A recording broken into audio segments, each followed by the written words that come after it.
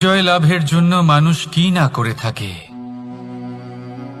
যে কোনো সম্ভাব্য প্রচেষ্টা করে, কিন্তু নিজের বিজয় লাভের জন্য বাজিতে যা ইচ্ছে তাই রেখে দেওয়া কি উচিত কাজ?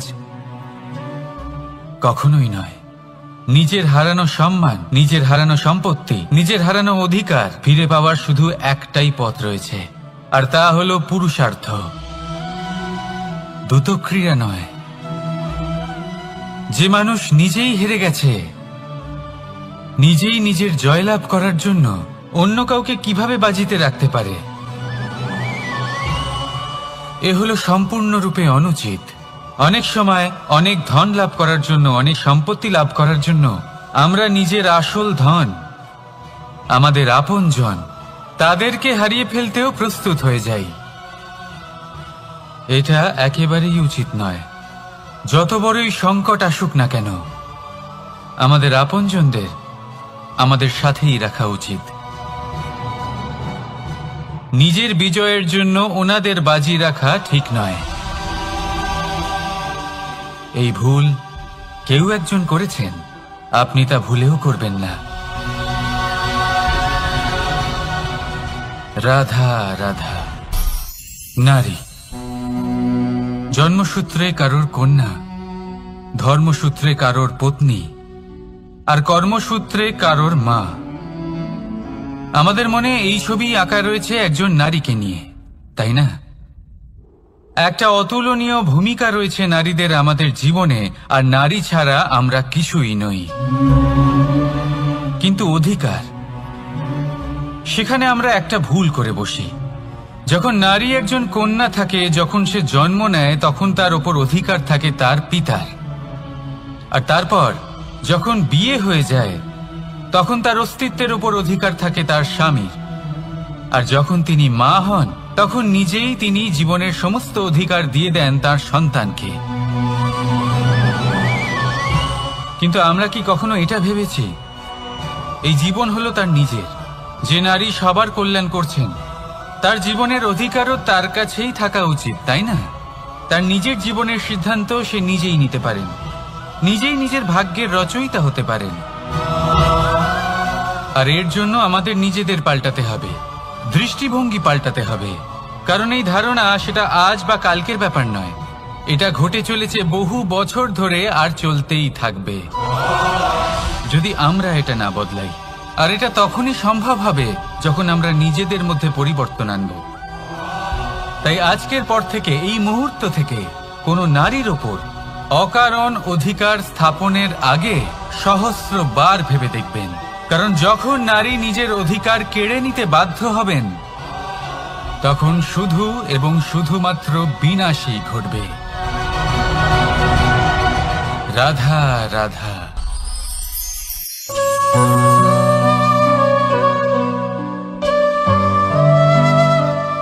নারী, পুরুষরা যাকে নাম দিয়েছেন ত্রিয়া, কেন দিয়েছেন, কে দিয়েছেন, কেউ তা জানে না। কথায় আছে, পুরুষরা ভাবেন যে ত্রিয়া, ভাবেন একরকম, বলেন অন্য কিছু, আর করেন অন্য কিছুই। কিন্তু সত্যিটা কি এটাই? আসল সত্যি হলো এটাই যে ত্রিয়া হলো সেই চরিত্রহীন পুরুষ, আর কেউ নয়। সেই পুরুষ যারা নারীকে বলেন যে আপনি হলেন মা, আপনি হলেন দেবী, আপনি হলেন বোন। আর ভাবেন কি? ভাবেন যে এই নারী হলো আমাদের পায়ের ধুলো, আর কিচ্ছু নয়। আর কি করেন? ওনাদের মাথায়, ওনাদের খোপায় মালা পরিয়ে দিয়ে ভাবেন যে ওনারা হলেন তাদের পায়ের ধুলোর সমান। একজন নারীর সম্মান ভঙ্গ করেন, তাদের দাসী মনে করেন। ভুলবেন না, যত্র নারীয়াস্ত পূজ্যন্তে রমন্তে তত্র দেবতা। অর্থাৎ যেখানে নারীকে পুজো করা হয়, সেখানে ঈশ্বর বাস করেন। আর যেখানে নারীকে অপমান করা হয়, সেখানে ঈশ্বর এবং ভাগ্য এই দুই রুষ্ট হয়। মনে রাখবেন, যদি নারী কল্যাণকারী হতে পারেন, তাহলে নারী মহাচণ্ডী রূপও ধারণ করতে পারেন। যদি একজন নারী মাতা হয়ে জন্মদান করতে পারেন, তাহলে নারী মৃত্যু হয়ে বিনাশও করতে পারেন। যেখানে নারী অপমানিত হবেন, সেখানে মহান ভারতও মহাভারতের পথে অগ্রসর হতে পারে। তাই মনে রাখবেন, নারীর অপমান যেন কখনোই না ঘটে। আর যদি কোথাও নারীর অপমান হয়, তার অর্থ হলো আপনার বিনাশ আপনার দিকেই আসছে। আর এটা হলো তার প্রথম পদক্ষেপের প্রথম পদধ্বনি। রাধা রাধা। যদি সন্তান কোনো দুষ্কর্ম করে, তাহলে সেই অপরাধ শুধু কি সেই সন্তানের? না, যদি সন্তান দুষ্কর্ম করে, তাহলে অপরাধী তার মাতা পিতাও, যারা পুত্রমোহর কারণে সেই অনুচিত কাজে তাকে বাধা দেননি। অপরাধী হলেন তার পিতামহ, যিনি নিজের কর্তব্যবোধের কারণে নিজের পরিবারের যত্ন নেননি, যিনি সন্তানকে কখনো শাস্তি দেননি। অপরাধী হলেন তার সেই গুরুও, যিনি নিজের শিষ্যের সেই দুষ্কর্ম দেখেও তাকে প্রতিহত করতে পারেননি। একজন হবু রাজার কর্তব্য হলো নিজের প্রজার কাছে সে যেন এক উদাহরণ প্রস্তুত করতে পারে। কিন্তু যদি এত অনুচিত উদাহরণ প্রস্তুত হয়ে থাকে, তাহলে মা বাবার, বাড়ির বয়োজ্যেষ্ঠদের কর্তব্য হলো ওনারা যেন সেটা সেখানেই থামায়, হয় ভালোবেসে, নয়তো শাস্তি দিয়ে। যদি না থামানো হয়, তাহলে মহাভারত অবশ্যম্ভাবী। অনেক ব্যক্তির মনে একটা প্রশ্ন জাগে আমাকে আর রাধাকে নিয়ে।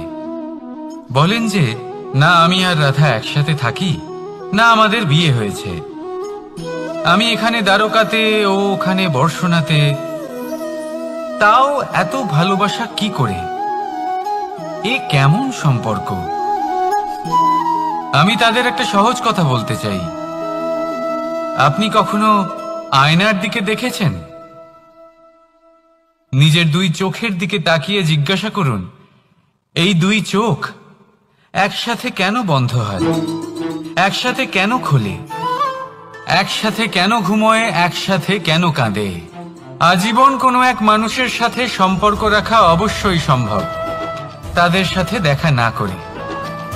আমার আর রাধার ভালোবাসাও কিছুটা এরকমই, আর কিছুটা এরকমই হয় ভালোবাসা দুই নয়নের মতো, যারা কখনোই মিলিত হবে না, কিন্তু চিরকালের জন্য একসাথে জুড়ে থাকবে।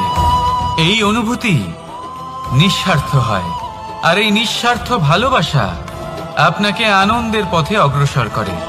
জীবনে সবসময় নিঃস্বার্থভাবে ভালোবাসুন, শুধুমাত্র আনন্দই পাবেন। তাহলে আসুন আমার সাথে নিঃস্বার্থভাবে ভালোবেসে বলুন, রাধা রাধা। মানুষ, কোন ব্যক্তির নির্মাণ হয় কিভাবে? কেউ বলবেন পঞ্চতত্ত্বের দ্বারা, কেউ বলবেন আত্মা, দেহ ও চেতনার দ্বারা, কেউ বলবেন ঈশ্বরের কৃপার দ্বারা, তো কেউ বলবেন এই প্রকৃতির পরীক্ষার দ্বারা। না, মানুষের নির্মাণ হয়ে থাকে বিশ্বাস দ্বারা। ব্যক্তি তখনই গড়ে ওঠেন যখন ব্যক্তিত্ব থাকে, ঠিক কিনা? আর ব্যক্তিত্ব তখনই হবে, আর সেরকমই হবে যেরকম বিশ্বাস আপনি নিজের উপরে রাখবেন। যদি আপনি মনে করেন আপনি বিষের ন্যায় হবেন, তাহলে আপনি বিষাক্তই হবেন। যদি আপনি এটা মনে করেন যে আপনি অমৃতের ন্যায় হবেন, তাহলে আপনি অমরই হয়ে যাবেন। যদি আপনি নিজের উপরে বিশ্বাস রাখেন যে আপনি সংসারের সব থেকে উঁচু পর্বতের শিখরে পৌঁছতে পারবেন, তাহলে আপনি অবশ্যই পৌঁছবেন। যদি আপনার এরকম মনে হয় যে আপনি এরকম কখনো করতে পারবেন না, তাহলে এরকম কখনোই হবে না। ভেবে দেখবেন, বিশ্বাসের মধ্যেই বিশ্ব বাস করে থাকে। তো আপনার অস্তিত্ব কেন করবে না? যেমন বিশ্বাস আপনি নিজের উপরে রাখবেন, তেমনই আপনি হয়ে উঠবেন। সেই জন্য নিজের উপরে বিশ্বাস রাখুন। আর হ্যাঁ, ভালোবেসে বলুন রাধা রাধা। শত্রুতা। একজন মানুষ অন্য মানুষের সাথে শত্রুতা করে বসেন, দুজন ঘনিষ্ঠ বন্ধু। এমনও এক সময় আসতে পারে যখন এনারা একে অপরের শত্রু হয়ে ওঠেন। এর অনেকগুলো কারণ হতে পারে, কিন্তু মূল কারণ হলো আলোচনা। আগে হ্যাঁ, আপনি যদি কারোর বিষয়ে আলোচনা করেন তাহলে সে আপনার শত্রু হয়ে যেতে পারে। এবার মনে একটা প্রশ্ন আসতে পারে যে এটা কিভাবে সম্ভব হতে পারে? আলোচনা, এটা তো অত্যন্ত জরুরি। যদি আমি নিজের বন্ধুর খারাপ কাজের বিষয়ে আলোচনাই না করি তাহলে সে শুধরবে কি করে? এ কথা সত্যি যে আলোচনা আবশ্যক, কিন্তু তার থেকেও বেশি গুরুত্বপূর্ণ এবং আবশ্যক হলো আপনার এই সিদ্ধান্ত। সিদ্ধান্ত এটাই যে আপনার এই আলোচনা কোন স্থানে করবেন। যদি এটা সবার সামনে করবেন ভাবেন, তাহলে তা অপমানও হয়ে যেতে পারে। যদি এটা আলাদাভাবে করেন তাহলে তা পরামর্শ হয়ে যায়।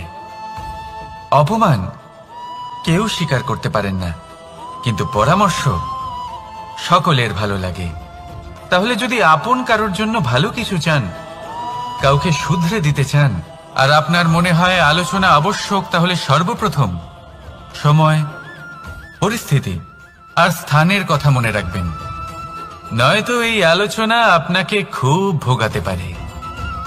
তাহলে আসুন আমার সাথে ভালোবেসে বলুন রাধা রাধা। আপনার জীবনেও কি সমস্যা রয়েছে? অবশ্যই থাকবে। প্রত্যেকের জীবনেই সমস্যা থাকে। প্রত্যেক মানুষ জিজ্ঞাসাও করেন যে এই সমস্যা আসলে কি আর কেন আসে জীবনে। আপনাকে একটা কথা বলে দিই যে সমস্যা আসলে সেটা নয় যা আপনার পথে বাধা সৃষ্টি করে, বরং সমস্যা হলো সেটাই যেটা আপনি তখন দেখতে পান যখন আপনার একাগ্রতা আপনার পথ থেকে, আপনার লক্ষ্য থেকে সরে যেতে থাকে। আর এই সমস্যাগুলি দূর করার জন্য, এর সমাধান করার জন্য একটাই পথ আছে। নিজের সমস্ত ভাবনা আরো একবার একাগ্র করুন নিজের পথের দিকে, নিজের লক্ষ্যের দিকে। আপনার সমস্ত ভাবনা যদি কেন্দ্রীভূত হয় নিজের লক্ষ্যে, তাহলে এই সমস্যা দূরে থাকবে।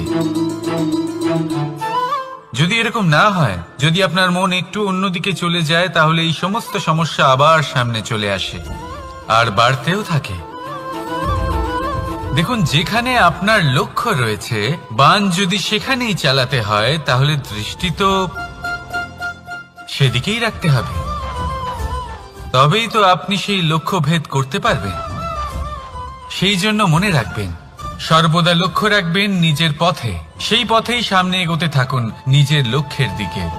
আপনি যত সামনে এগোতে থাকবেন এই সমস্যা তত পিছিয়ে যাবে।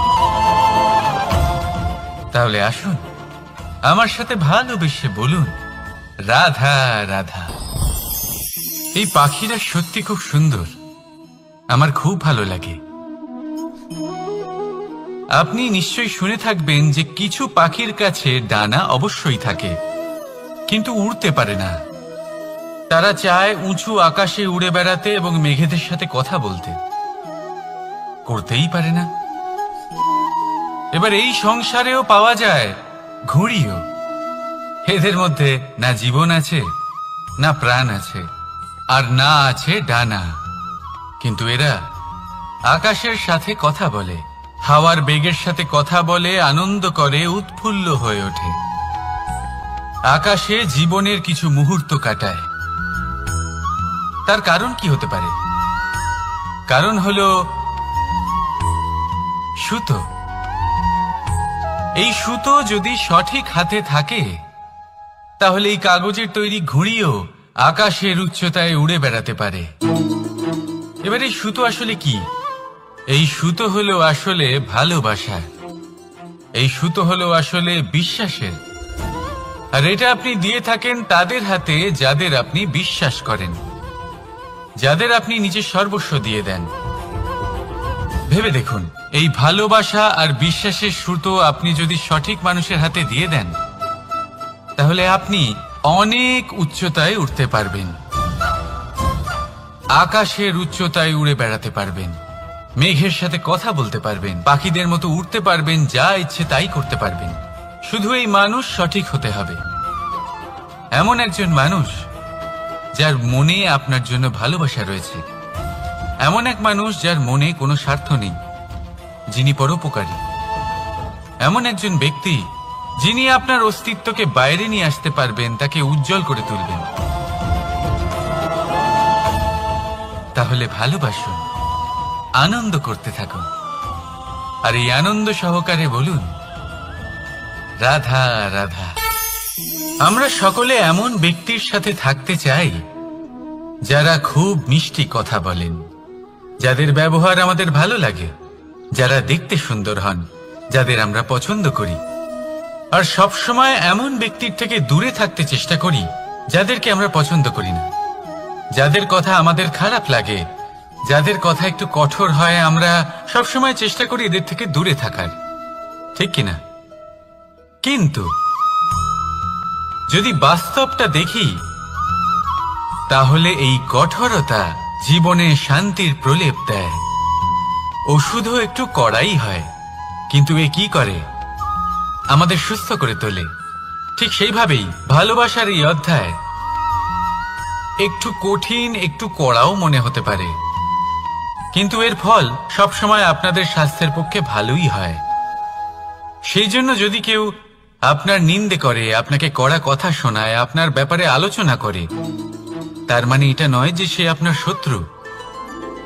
হতে পারে তিনি আপনার বন্ধু হন, আপনার জন্য ভালো চান, আপনাকে শুধরে নিতে চান, আপনার মধ্যে কোনো পরিবর্তন দেখতে চান। সেই জন্য কখনো কারোর কথা শুনে বা কাউকে দেখে প্রাথমিকভাবে এই সিদ্ধান্ত নেবেন না যে তিনি আপনার শত্রু হন নাকি আপনার বন্ধু হন। এমনও শত্রু হয়ে থাকেন যে গুড়ের মতো মিষ্টি মিষ্টি কথা বলে আসলে আপনাকে বিষ পান করিয়ে দেবেন। আর এমনও বন্ধু থাকেন যারা আসলে নিমের মতো কড়া কথা বলেন কিন্তু আপনাকে অমৃত পান করান। এদের মধ্যে পার্থক্য করতে জানতে হবে, কে আসলে শত্রু হন আবার কে আসলে মিত্র হন। এই পার্থক্য যখন আপনি করতে শিখবেন, তখন আপনি এই সংসারের সব থেকে সুখী প্রাণী হয়ে উঠবেন। এই পার্থক্য বোঝা সহজ নয়, কিন্তু অবশ্যই আবশ্যক। রাধা রাধা। অসুখ। এমন কোন মানুষ আছেন এই সংসারে যার অসুখ করে না? প্রত্যেক মানুষ কখনো না কখনো অবশ্যই অসুস্থ হয়েছে, তার এই শরীর রোগের শিকার অবশ্যই হয়েছে। এবারে দেখুন, এই রোগ আসে আবার এই রোগ চলেও যায়, কিন্তু সেই রোগ আমাদের কষ্ট দিতে কেন সক্ষম হয়? কারণ হলো স্বচ্ছতা। যদি এই স্বচ্ছতা শরীরে না থাকে, তাহলে মানুষকে শারীরিক কষ্ট পেতেই হবে। ঠিক সেইভাবেই অত্যন্ত প্রয়োজনীয় হলো এই স্বচ্ছতা যেন মনেও থাকে। যদি এই স্বচ্ছতা মনে না থাকে, তাহলে মানুষ চারিত্রিকভাবে কষ্ট সহ্য করেন। এবারে নিবারণ কি হতে পারে? বড়ই সহজ এর উপশম। যদি রোগ শরীরে হয়, তাহলে সর্বপ্রথম স্বচ্ছতা বজায় রাখতে শিখুন, এই শরীরকে পরিষ্কার রাখতে শিখুন। বিচক্ষণতার সাথে এই রোগের সম্মুখীন হন, ভয় পাবার কোনো দরকার নেই। ব্যায়াম করতে থাকুন, সব ঠিক হয়ে যাবে। সেইভাবেই যদি এই অসুখ মনে হয়, তাহলে কি করা যায়? সর্বপ্রথম তার আধারের উপরে নজর দিন। আপনার এই আধারই হলো আপনার আহার। যা আপনি আহার করবেন সেরকমই মানুষ হয়ে উঠবেন। সেইভাবেই আপনি যেরকম ভাবেন সেরকমই মানুষ হয়ে উঠবেন। সেই জন্য নিজের ভাবনাকে শুভ করুন, নিজের দৃষ্টিভঙ্গিকে শুভ করে তুলুন, সবকিছু সঠিক হবে। আপনার আমার সবার মধ্যেই এক রাক্ষস বাস করে, তার সম্মুখীন হন, তাকে পরাস্ত করুন। তাহলে এই রোগ সে শরীরেই হোক বা মনের মধ্যে, যদি সঠিক সময় তাকে আটকানো না যায়, তাহলে যে কোনো সময় তা মহামারীর রূপ ধারণ করবে। সেই জন্য সাবধানে থাকুন, সুস্থ থাকুন। তাহলে আসুন আমার সাথে ভালোবেসে বলুন রাধা রাধা। বাজ পাখিকে পক্ষীরাজ বলা হয়। বাজের আয়ু হলো মোটামুটি 70 বছর। এবার 40 বছর হতে হতেই ওদের পালক লম্বা এবং ভঙ্গুর হয়ে যেতে থাকে, ঠোঁট বেঁকে যায়, ডানা ভারী হয়ে যায়, অর্থাৎ আগের মতো উড়তে পারে না, সেই শক্তি থাকে না। এবার সেই বাজ কি করবে? বাজ সব থেকে কঠিন নির্বাচন করে, নির্বাচন নিজের পুনর্স্থাপনার। সর্বপ্রথম একটা বিশাল পর্বতে যায়, একান্তে নিজের এক বাসস্থান তৈরি করে, আর তারপরে পাথরের সাথে নিজের ঠোঁট বারবার আঘাত করতে করতে সেই ঠোঁট ভেঙে ফেলে। তারপরে সে অপেক্ষা করে সেই ঠোঁট পুনর্নির্মাণ হওয়ার। তারপর সেটাই করে নিজের পালকের সাথে। তারপরে নিজের ডানা থেকে এক এক করে ভারী পালকগুলো ছিঁড়ে ফেলে দেয়। আর তারপর 150 দিনের এই যন্ত্রণা সহ্য করার পরে ও ফিরে পায় নিজের ওড়বার অনন্য ক্ষমতা, সেই শক্তি। আর তারপরে ও জীবনের পরবর্তী 30 বছর বাঁচে। কি বুঝলেন আপনি? যদি ইচ্ছে শক্তি থাকে তাহলে একজন দুর্বলও শক্তিশালী হতে পারে। আপনিও এটাই করুন, নিজের অতীতের যন্ত্রণার বোঝাগুলিকে ত্যাগ করুন আর কল্পনার খোলা আকাশে উন্মুক্ত হয়ে উড়ে বেড়ান।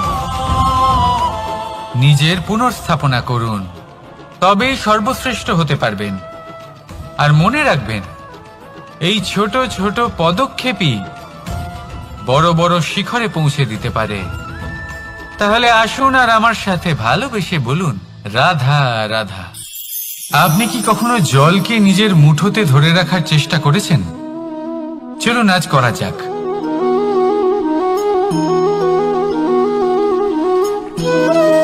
যদি আপনি নিজের মুঠো জোরে বন্ধ করেন, জল ধরে রাখতে পারবেন না।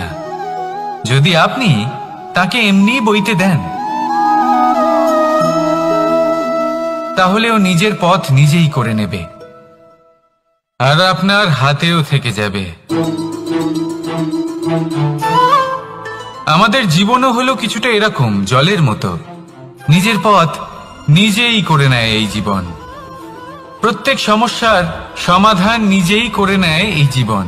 তাই জীবনে যখন কোনো পরিস্থিতি আমাদের প্রতিকূল হয়ে থাকে, কিছুই হয়তো আমরা বুঝতে পারছি না, কিছুই যখন বসে থাকে না, তখন আমরা হতাশ হয়ে পড়ি, নিরাশ হয়ে পড়ি। আর এটাই করা উচিত নয়। শান্ত মনে দেখতে হবে যে এই জীবনে আসলে কি ঘটে চলেছে। কষ্ট সবাই ভোগ করেন। কষ্ট পেলে কেউ রেগে যান, রেগে গিয়ে পরাক্রম দেখান। এটাই তো করা উচিত নয়। শান্ত মনে সেটাই করতে হবে যা জীবন আমাদের শেখাতে চাইছে। জীবন আমাদের সব শিখিয়ে দেবে, শুধু মনে রাখবেন কখন প্রয়াস করতে হবে আর কখন আমাদের প্রতীক্ষা করতে হবে, সেটা আগে আপনাকে বুঝতে হবে। তাহলে আসুন আমার সাথে ভালোবেসে বলুন রাধা রাধা। বল, শক্তি, পরাক্রম এই সংসারের বিকাশের মূল। কিন্তু কখনো ভেবেছেন যে প্রকৃতি আমাদের এই বল, শক্তি, পরাক্রম কেন দিয়েছেন?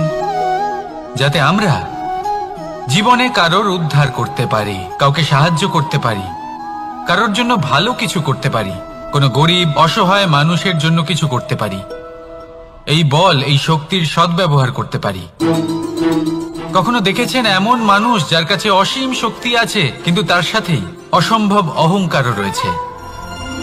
যিনি নিজেকে সর্বশ্রেষ্ঠ বলে মনে করেন, খারাপ কাজও করেন। আপনি দেখবেন প্রকৃতি এবং মানুষ তাকে ভাঙতে সর্বদা চেষ্টা করেন। মনে রাখবেন, যতই সুবিশাল পর্বত হোক না কেন, তা যদি পথে পড়ে, তাকে ভেঙে পথ প্রশস্ত করা হয়। যদি আপনার কাছে বল থাকে, শক্তি থাকে, পরাক্রম থাকে, তাহলে তার সদ্ব্যবহার করুন, কাউকে সাহায্য করুন, কাউকে রক্ষা করুন। যদি আপনি আপনার শক্তির দুর্ব্যবহার করেন, তাহলে মনে রাখবেন আপনি নিজের বিনাশ নিজেই আমন্ত্রণ করছেন। এবার বল অর্জন করার পরে, শক্তি অর্জন করার পরে আপনি নিজেকে বিনাশ করতে চান নাকি এই সংসারের উদ্ধার করতে চান, সিদ্ধান্ত আপনার। রাধা রাধা। মানুষ আর ধন, এই দুইয়ের মধ্যে সম্পর্ক খুব ঘনিষ্ঠ। ধন হলো সেই শক্তি যার ব্যবহার মানুষ করে থাকে সাংসারিক বস্তু ক্রয় করার জন্য, নিজের জীবন যাপন করার জন্য। আর মানুষ হলো সেই শক্তি যারা ধনকে গুরুত্বপূর্ণ করে তোলেন। এবার একটা কথা বলি, ব্যবহার করা উচিত ধনকে আর ভালোবাসা উচিত মানুষকে। এটা বেশিরভাগ মানুষই বোঝেন না। মানুষ এখানেই সব থেকে বড় ভুল করে বসেন। তারা ভালোবাসেন ধনকে আর ব্যবহার করেন মানুষকে। এ হলো অনুচিত। দেখুন, আপনি একটা সূচের দ্বারা যুদ্ধ করতে পারবেন না, আর কোনো তলোয়ার দ্বারা বস্ত্র সেলাই করতে পারবেন না, তাই না?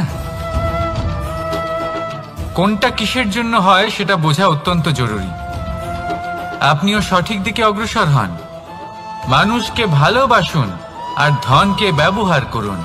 যদি আপনি মানুষকে ব্যবহার করেন তাহলে আপনি ভালোবেসে ফেলবেন ধনকে, আর এই ভালোবাসা ধীরে ধীরে পরিণত হবে লোভে, আর ধীরে ধীরে এটা আপনাকে বিনাশ করে দেবে। তাহলে সমস্ত মানুষকে ভালোবাসুন আর এইভাবে ভালোবেসে বলুন, রাধা রাধা। সাফল্য কে না চান? সাফল্য লাভ করার, শিখরে পৌঁছানোর আলাদাই একটা আনন্দ রয়েছে। আর আপনজনদেরও কে না চান? প্রত্যেক মানুষ চান যেন জীবনে তার কোনো আপনজন থাকে যারা সবসময় তাদের সাথে থাকবে, কারণ আপনজনের সাথেই তো সাফল্যের আনন্দ সব থেকে বেশি পাওয়া যায়। কিন্তু আসলে কি হয়, অনেক সময় সাফল্যের খোঁজে সেই পথে চলতে চলতে আমরা আপনদের থেকে দূরে চলে যাই। না চাইতেও দূরে চলে যেতে হয়, ওনাদের সাথে সময় কাটাতে পারি না। আর আমরা ভুলে যাই যে সাফল্যের আসল আনন্দ আপনজনদের সাথেই পাওয়া যায়। সফল হওয়ার পরে আপনদের সাথে দেখা হলে তাদের চোখে আমাদের জন্য যে আবেগ থাকে, যে সম্মান, যে প্রেম থাকে, সেটাই হলো আসল পুরস্কার। আমরা সেই কথা ভুলে যাই এবং একা হয়ে পড়ি। বেশিরভাগ সময় এটাই হয়। বেশিরভাগ সময় সফল মানুষগুলি একা হয়ে যান। এবার আপনি কি চান? আপনি অসফল হয়ে দিনগুলি একাকিত্বে কাটাতে চান, নাকি সফল হয়ে আপনজনদের সাথে আনন্দে থাকতে চান? সেই সিদ্ধান্ত আপনার।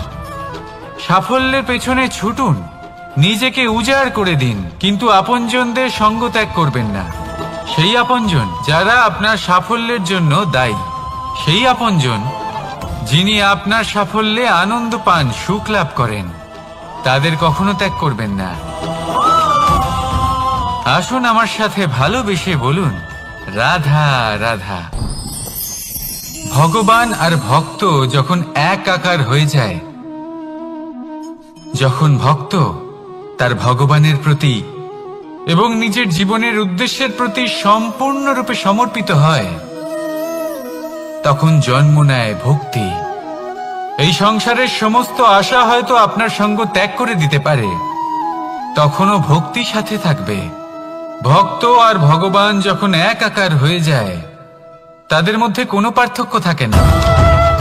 তারা এক হয়ে যায়, এক ব্যক্তিত্ব, এক অস্তিত্ব।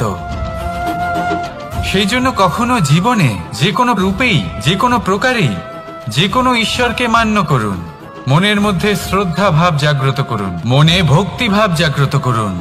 এই সমগ্র সংসারে সব কিছু আপনাকে ছেড়ে চলে গেলেও তখনও এই ভক্তি শুধুমাত্র আপনার উত্থান ঘটাবে। তাই মনে ভক্তি জাগ্রত করুন আর আমার সাথে ভালোবেসে বলুন, রাধা রাধা। শব্দই হলো শূন্য, শব্দই হলো আরম্ভ, শব্দই হলো অন্ত, শব্দই হলো অমর, শব্দই হলো ব্রহ্ম। এই শব্দ হলো অত্যন্ত বিশেষ। কেউ কাঁদলে তাকে হাসিয়ে তোলে, কেউ হাসলে তাকে কাঁদিয়ে দেয়। কারোর মনে উদ্দীপনা জাগিয়ে তুলতে পারে, আবার কারোর মনে কাঁটা হয়ে বিঁধে থাকতে পারে। একটা অত্যন্ত গুরুত্বপূর্ণ কথা যা বোঝা অত্যন্ত আবশ্যক। আপনার মন, আপনার হৃদয় যতই শুদ্ধ হোক না কেন, যতই পবিত্র হোক না কেন, আপনার দৃষ্টিভঙ্গি যতই স্পষ্ট হোক না কেন, যদি আপনার কথা পবিত্র না হয়, যদি আপনার শব্দ শুদ্ধ না হয়, তাহলে তা আপনাকে আপনার কর্মফল ভোগ করতে বাধ্য করবেই। একটা সহজ উদাহরণ দিই। আপনার জীবনে এমন কেউ অবশ্যই থাকবেন যাকে আপনি পছন্দ করেন না, যিনি হয়তো অধর্মী মানুষ, যিনি হয়তো দুর্বুদ্ধি সম্পন্ন মানুষ, কিন্তু তার জন্য অপশব্দ প্রয়োগ করলে তার মধ্যে কোনো পরিবর্তন আসবে না, তার মানসিকতা বদলাবে না, শুধু মনে প্রতিশোধ স্পৃহা জেগে উঠবে, মনে হিংসা জাগবে, আর কিচ্ছু নয়। সেই জন্য নিজের শব্দকে নিয়ন্ত্রণ করুন, নিজের কথা সংযত করুন। শ্রেষ্ঠ থেকে শ্রেষ্ঠতর মানুষকেও সাবধানী হতে হয়, কারণ যদি এই শব্দের প্রয়োগ সঠিক না হয়, তাহলে আজীবন মানুষকে নির্বাক হয়ে থাকতে হতে পারে। তাহলে নিজের শব্দ নিয়ন্ত্রিত রাখুন, নিজের কথাকে শুভ করুন, এতে প্রেমবোধ জাগিয়ে তুলুন, আর সেই প্রেমবোধ নিয়েই বলুন রাধা রাধা। বরদান এবং অভিশাপ, এই দুই হলো একই মুদ্রার দুটি পিঠ। এই বরদান আমরা অনেক কারণে পেতে পারি, কখনো নিজের পরিশ্রমের কারণে, কখনো নিজের তপস্যার কারণে, কখনো আমাদের পূর্বপুরুষদের কর্ম ও তপস্যার কারণে। কিন্তু এই বরদান কতক্ষণ বরদান থাকবে তা আমরা নিশ্চিত করতে পারি না, তা সুনিশ্চিত করে শুধুমাত্র আমাদের কর্ম। যদি আপনাকে উদাহরণ দিই, আপনি রেশমের কীট দেখেছেন? ও বরদান পেয়েছে যে ও নিজের সুরক্ষার জন্য খোলস বানাতে পারে। এবারও তাতে এত মত্ত হয়ে যায় যে এমন এক আবরণ বানিয়ে ফেলে যাতে সে নিজেই আবদ্ধ হয়ে চাপা পড়ে মরে যায়। এটার তাৎপর্য কি? তাৎপর্য খুবই সরল। গর্ব করা খুবই ভালো, কিন্তু অহংকার করা কখনোই উচিত নয়। যদি অহংকার মনের মধ্যে প্রবেশ করে, তাহলে এই বরদান অভিশাপে পরিণত হতে সময় লাগে না। আর যদি কর্ম শ্রেষ্ঠ হয়, তাহলে অভিশাপও বরদানে পরিণত হয়। তাহলে আসুন, শ্রেষ্ঠ কর্ম করুন আর আমার সাথে ভালোবেসে বলুন রাধা রাধা। সুখ, দুঃখ, মৃত্যু, মহামারী, এগুলো কখনো বলে আসে না, আবার জিজ্ঞাসা করেও আসে না। এমনই হয় দ্রুত ক্রীড়ার এই খেলায়। এক কারাগারের মতো, একটা মাকড়সার জালের মতো।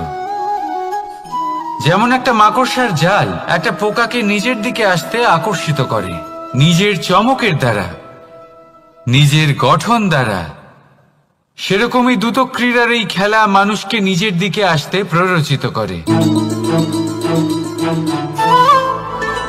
শেষে গিয়ে মানুষ আটকা পড়ে। পার্থক্য শুধু এটাই, যখন এক পোকা এই জালে জড়িয়ে পড়ে তখন সে তার প্রাণ হারায়। মানুষ যখন এই দ্রুত ক্রীড়ায় আকর্ষিত হয়, সে নিজের মান, নিজের ধন সব কিছু হারায়, নিজের বিবেক হারিয়ে ফেলে। কিন্তু আপনি আপনার বিবেক কখনোই হারাবেন না। যদি আপনার মনে লোভ চলে আসে, আপনি লোভী হয়ে ওঠেন। যদি আপনি দ্রুত ক্রীড়ার এই খেলায় আটকা পড়েন, তাহলে মনে রাখবেন, এই খেলা থেকে ফিরে আসা প্রায় অসম্ভবই বলা যায়। নিজের বিবেক কখনো হারাতে দেবেন না, কারণ বিনাশ আসার প্রথম লক্ষণ হলো বিবেকের বোধ চলে যাওয়া। এই প্ররোচনায় কখনো পা দেবেন না। আর আমার সাথে ভালোবেসে বলুন রাধা রাধা। বিজয়, বিজয় লাভের জন্য মানুষ কি না করে থাকে, যে কোনো সম্ভাব্য প্রচেষ্টা করে। কিন্তু নিজের বিজয় লাভের জন্য বাজিতে যা ইচ্ছে তাই রেখে দেওয়া কি উচিত কাজ? কখনোই নয়। নিজের হারানো সম্মান, নিজের হারানো সম্পত্তি, নিজের হারানো অধিকার ফিরে পাওয়ার শুধু একটাই পথ রয়েছে, আর তা হলো পুরুষার্থ, দ্রুত ক্রীড়া নয়। যে মানুষ নিজেই হেরে গেছে, নিজেই নিজের জয়লাভ করার জন্য অন্য কাউকে কিভাবে বাজিতে রাখতে পারে? এ হলো সম্পূর্ণরূপে অনুচিত। অনেক সময় অনেক ধন লাভ করার জন্য, অনেক সম্পত্তি লাভ করার জন্য আমরা নিজের আসল ধন, আমাদের আপনজন, তাদেরকে হারিয়ে ফেলতেও প্রস্তুত হয়ে যাই।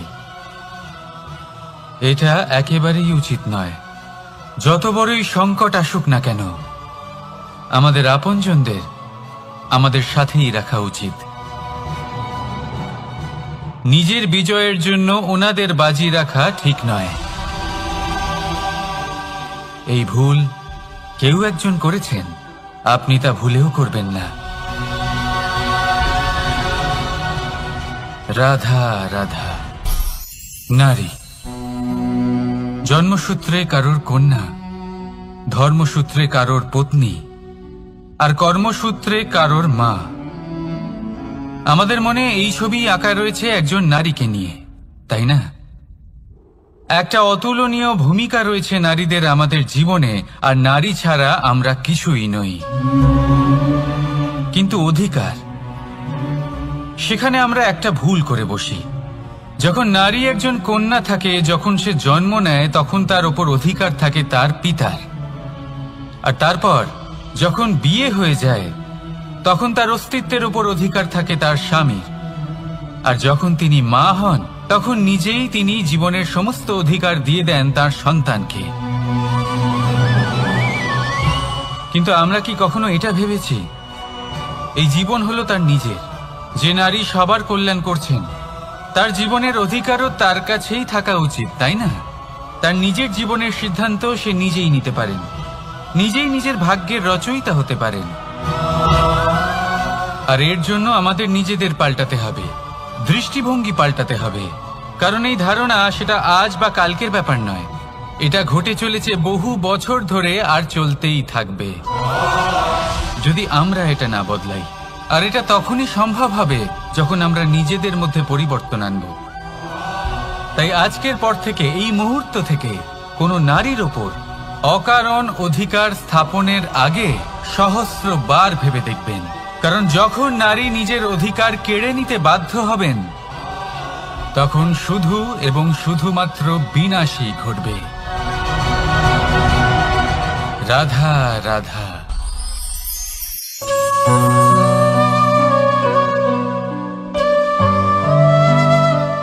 নারী, পুরুষরা যাকে নাম দিয়েছেন ত্রিয়া, কেন দিয়েছেন, কে দিয়েছেন, কেউ তা জানে না। কথায় আছে, পুরুষরা ভাবেন যে ত্রিয়া, ভাবেন একরকম, বলেন অন্য কিছু, আর করেন অন্য কিছুই। কিন্তু সত্যিটা কি এটাই? আসল সত্যি হলো এটাই যে ত্রিয়া হলো সেই চরিত্রহীন পুরুষ, আর কেউ নয়। সেই পুরুষ যারা নারীকে বলেন যে আপনি হলেন মা, আপনি হলেন দেবী, আপনি হলেন বোন। আর ভাবেন কি? ভাবেন যে এই নারী হলো আমাদের পায়ের ধুলো, আর কিচ্ছু নয়। আর কি করেন? ওনাদের মাথায়, ওনাদের খোপায় মালা পরিয়ে দিয়ে ভাবেন যে ওনারা হলেন তাদের পায়ের ধুলোর সমান। একজন নারীর সম্মান ভঙ্গ করেন, তাদের দাসী মনে করেন। ভুলবেন না, যত্র নারীয়াস্ত পূজ্যন্তে রমন্তে তত্র দেবতা। অর্থাৎ যেখানে নারীকে পুজো করা হয়, সেখানে ঈশ্বর বাস করেন। আর যেখানে নারীকে অপমান করা হয়, সেখানে ঈশ্বর এবং ভাগ্য এই দুই রুষ্ট হয়। মনে রাখবেন, যদি নারী কল্যাণকারী হতে পারেন, তাহলে নারী মহাচণ্ডী রূপও ধারণ করতে পারেন। যদি একজন নারী মাতা হয়ে জন্মদান করতে পারেন, তাহলে নারী মৃত্যু হয়ে বিনাশও করতে পারেন। যেখানে নারী অপমানিত হবেন, সেখানে মহান ভারতও মহাভারতের পথে অগ্রসর হতে পারে। তাই মনে রাখবেন, নারীর অপমান যেন কখনোই না ঘটে। আর যদি কোথাও নারীর অপমান হয়, তার অর্থ হলো আপনার বিনাশ আপনার দিকেই আসছে। আর এটা হলো তার প্রথম পদক্ষেপের প্রথম পদধ্বনি। রাধা রাধা।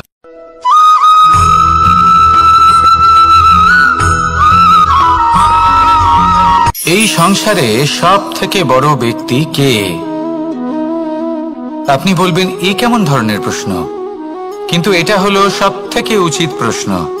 কেউ এর উত্তর দেবে যে সেই মহাপ্রতাপী রাজা, তিনি হলেন সব থেকে বড় ব্যক্তি, সেই বড় রাজনীতিবিদ, তিনিই সব থেকে বড় ব্যক্তি। আমি আপনাকে জানাই যে সংসারের সব থেকে বড় ব্যক্তি হলেন তিনি, যার সাথে দেখা করলে আপনি নিজেকে ছোট মনে করবেন না।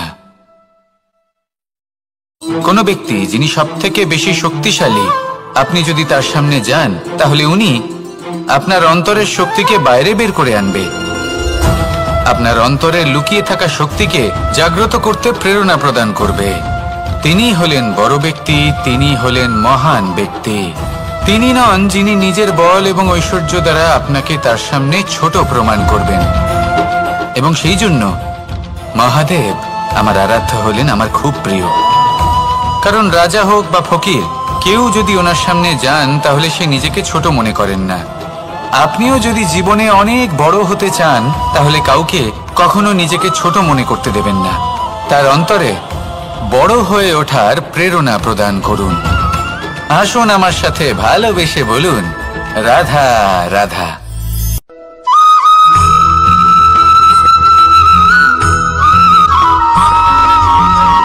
জীবন কিসের উপর নির্ভরশীল?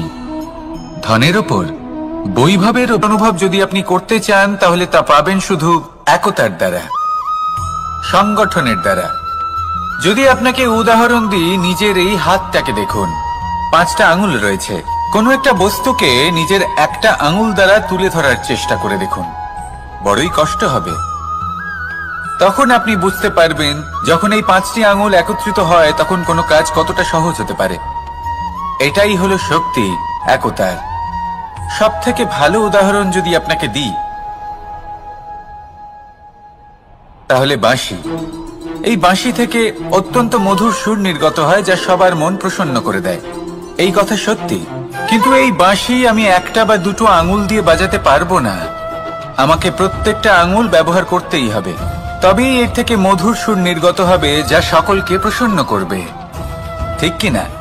ঠিক এইভাবেই যদি আপনি চান যে আপনার জীবনরূপী বাঁশি থেকেও মধুর সুর নির্গত হোক বা সবার মনকে প্রসন্ন করে তুলুক, তাহলে আপনাকেও জীবনে একতা নিয়ে আসতেই হবে। আপনি একাও কর্ম করতে পারেন, পথ চলতেও পারেন, সামনেও এগোতে পারেন, সাফল্যও লাভ করতে পারেন। কিন্তু যখন সকলে একসাথে এগোবেন, সেই পথে চলবেন, সেই কর্মই করবেন, তখন লক্ষ্যে অবশ্যই পৌঁছবেন, সাফল্য অবশ্যই লাভ করবেন। কিন্তু সেই সাফল্য এবং তার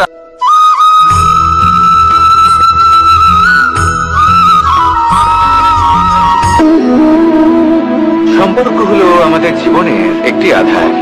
কিছু সম্পর্ক এমন যে আমরা জন্মসূত্রে লাভ করি, যেমন পরিবার, মা, বাবা। কিছু সম্পর্ক আছে যে আমরা জীবনে অর্জন করে থাকি, তা সে প্রেমের হোক, স্নেহের হোক বা বন্ধুত্বের। এই সকল সম্পর্ক লাভ করার বা গড়ে তোলার 5টি ধাপ রয়েছে। প্রথম ধাপ, কোনো ব্যক্তির সাথে আলাপ হওয়া, তার সাথে কথা বলা বা তাকে দেখা। দ্বিতীয় ধাপ, সে ব্যক্তিকে আমাদের ভালো লাগা। তৃতীয় ধাপ, আমাদের এটা চাইতে শুরু করা যে জীবনে এই ব্যক্তি যেন আমাদের বন্ধু হন, আমাদের জীবনে থাকে, বা আমাদের কাউকে ভালোবেসে ফেলা। আর এটা আমাদের ভাবা বা চাওয়া যে সেই ব্যক্তি যেন আজীবন আমার সাথে থাকেন, আমার জীবনে আমার সাথী হয়ে। চতুর্থ ধাপ, লাভ করা। এবার এই ধাপটি অনেক মানুষের পক্ষে খুবই সরল হয়, বড়ই সরল ভাবে নিজেদের সঙ্গীকে লাভ করে থাকে। কিছু মানুষের জন্য এই ধাপ অত্যন্ত কঠিন হয়ে থাকে। অনেক প্রতিকূল পরিস্থিতির উপর জয়লাভ করে তারা সঙ্গীকে লাভ করেন, কিন্তু লাভ অবশ্যই করেন। এরপরে আসে পঞ্চম, অন্তিম এবং সব থেকে গুরুত্বপূর্ণ ধাপ। সেটা হলো সেই সম্পর্ক পালন করা। এটা হলো এমন এক বিষয় যা প্রত্যেক মানুষের শেখা উচিত। যদি ব্যক্তি নিজের জীবনে সম্পর্ক রক্ষা করতে শিখে যান, তবে প্রত্যেক সম্পর্ক তার জীবনকে স্বর্গ করে তুলবে। আসুন আর আমার সাথে ভালোবেসে বলুন, রাধা রাধা।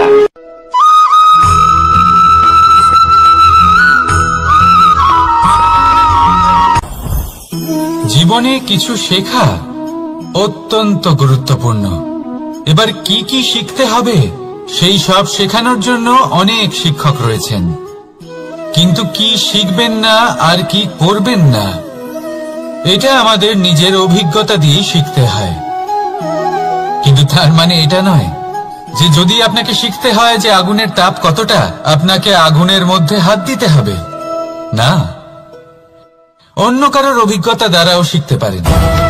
প্রশ্ন শুধুমাত্র একটাই যে আপনি কি শিখতে চান নাকি চান না। যদি আপনি এটাই ভাবেন যে আমি শুধুই নিজের অভিজ্ঞতা দ্বারাই শিখতে চাই, তাহলে জীবনকাল ছোট মনে হবে, অনেক কিছুই শিখতে পারবেন না। তাই নিজের সাথে সাথে বড়দের অভিজ্ঞতা দ্বারাও শেখা শুরু করে দিন।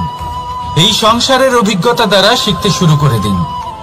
আর এটা নিশ্চিত রূপে শেখা আবশ্যক যে কখন কি করবেন না, কোথায় থামতে হবে আর কোথায় থামবেন না। তাহলে আসুন আর আমার সাথে ভালোবেসে বলুন, রাধা রাধা।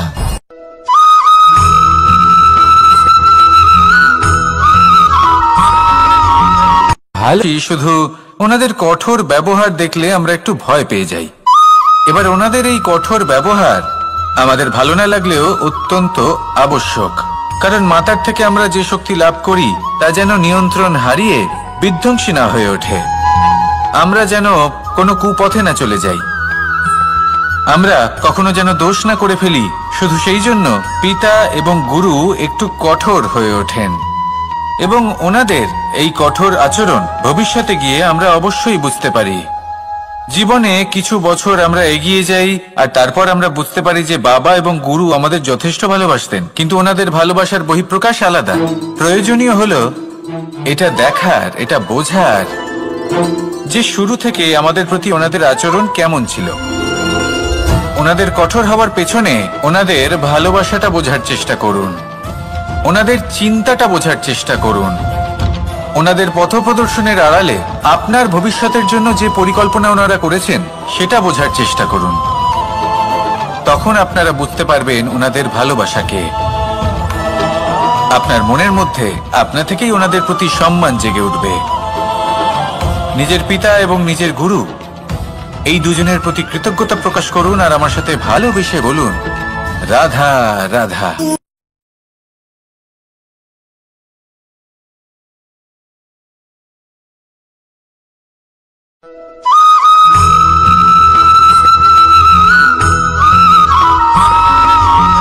পঞ্চতত্ত্বের মধ্যে দ্বিতীয় তত্ত্ব হল ধরণী, ভূমি, যাকে আমরা ধরণী মাতা বলি।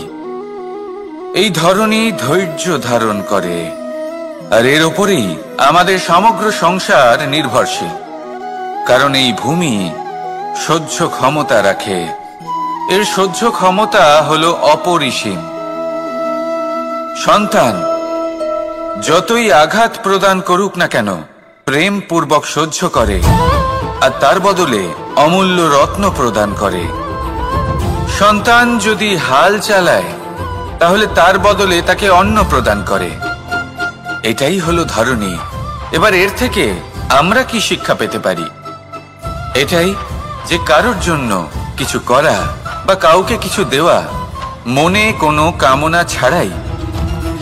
আর এই কথাটা বুঝে যান, যদি কারোর জন্য কামনা না রেখে বা কোনো পাওয়ার আশা না রেখে কারোর জন্য কিছু করেন বা কারোকে কিছু দেন, যদি এটা আপনি শিখতে পারেন তবে আপনি ভালোবাসতে শিখে গেছেন। আর সেই জন্যই এই ধরিত্রীকে মাতা বলা হয়।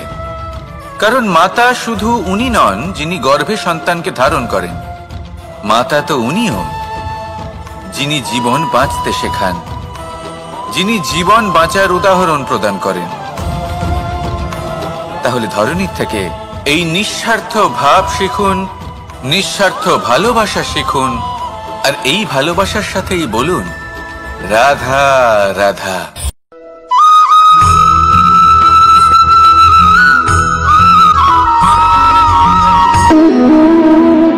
সম্পর্ক হলো আমাদের জীবনের একটি আধার।